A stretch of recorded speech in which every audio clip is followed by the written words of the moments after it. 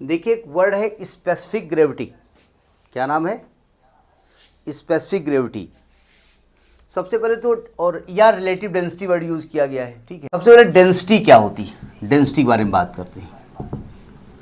Density नाम से लग रहा है कि भाई मॉलिक्यूल का जो अरेंजमेंट है वो ज़्यादा घना घना हो, ये तो फिजिकल डेफिनेशन हुई जाकर के।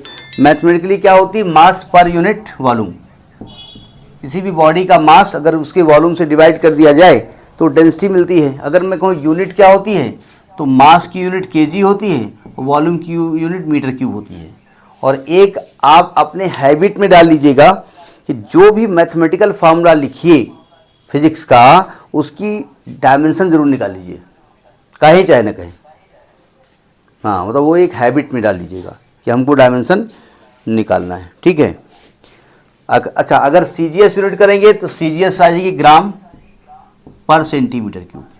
अब अगर हम किसी बॉडी की डेंसिटी को वाटर की डेंसिटी से कंपेयर कर दें, ठीक है, तो उसको कहते हैं स्पेसिफिक ग्रेविटी या रिलेटिव डेंसिटी, ठीक है। यानी रेशियो ऑफ द, अगर मैं कहूं कि स्पेसिफिक ग्रेविटी क्या होती है, मैं एसजी लिखे दे रहा हूं, तो आप लिखेंगे density of substance, density of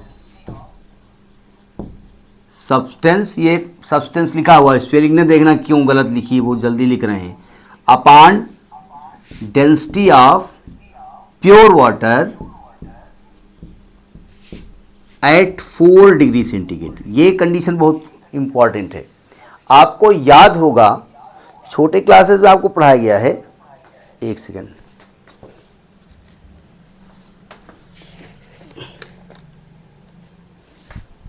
छोटे क्लासेस में आपको पढ़ाया गया है कि मछलियां जो हैं ठंडक के समय कैसे रह लेती हैं तालाब के अंदर।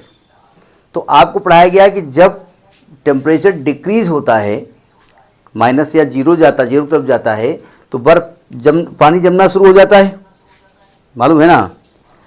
और जमते जमते क्या होता है कि वो -4 डिग्री सेंटीग्रेड तक तो उसकी डेंसिटी बढ़ती है, मतलब मॉलिक्यूल नज़दीक आते हैं।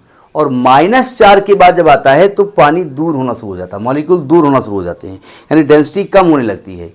यानी कि 4 डिग्री सेंटीग्रेड पर वो ज़्यादा डेंस होता है, ठीक है।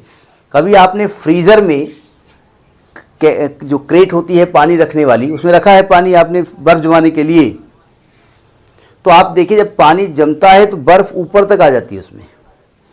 पानी आप लेवल तक भरते हैं लेकिन बर्फ़ ऊपर तक आ जाती है। इसका मतलब जब वो -4 डिग्री सेंटीग्रेड हुई होगी तो उसका वॉल्यूम बढ़ना शुरू हो जाता है, ठीक है। तो density of substance to the density of pure water को है, वाटर को एट 4 डिग्री सेंटीग्रेड, इसको हम स्पेसिफिक ग्रेविटी कहते हैं या रिलेटिव डेंसिटी कहते हैं, दोनों डेफिनेशन कहते हैं, ठीक है।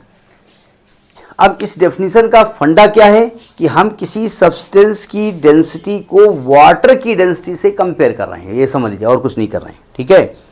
वाटर एक यूनिवर्सल चीज़ है जो हमको जानकारी है क्या होता है, उसकी डेंसिटी क्या होती है, ठीक है। वाटर की डेंसिटी क्या मानी जाती है?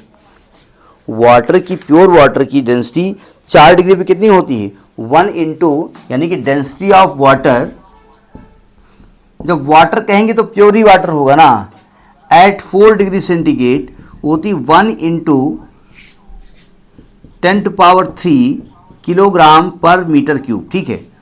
जनरली डेंसिटी ऑफ वाटर हम 1 याद करते हैं, हम जब डेंसिटी ऑफ वाटर याद करते हैं तो 1 याद करते हैं। एक्चुअली में 1 याद करने का कारण है, ये सीजीएस में 1 हो जाती है वैल्यू। भाई देखो 10⁻³ हो गया ना, ग्राम को अगर किलोग्राम को ग्राम में करना है तो 1000 से मल्टीप्लाई करेंगे तो ग्राम में हो जाएगा, और नीचे मीटर क्यूब है। अगर मीटर को सेंटीमीटर करेंगे तो कितने बार 100 से मल्टीप्लाई करेंगे? 1 बार, 2 बार, 3 बार। तो देखो नीचे 6 जीरो हो गए, ऊपर भी 6 जीरो हैं, तो ये की वैल्यू 1 ग्राम पर सेंटीमीटर क्यूब। तो जनरली डेंसिटी ऑफ वाटर जो दी जाती है जनरली 1 लोग पढ़ते हैं, ठीक है।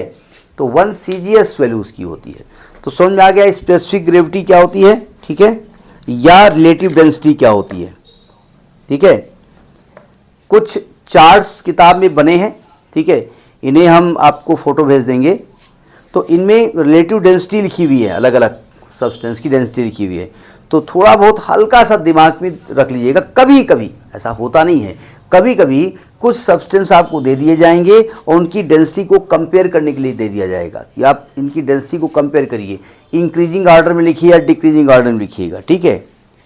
तो हम इसकी डेंसिटी को आपके को भेज देंगे, ठीक है। इसकी वैल्यू आपकी बुक में अच्छी बात है, ठीक है, नोट करिए।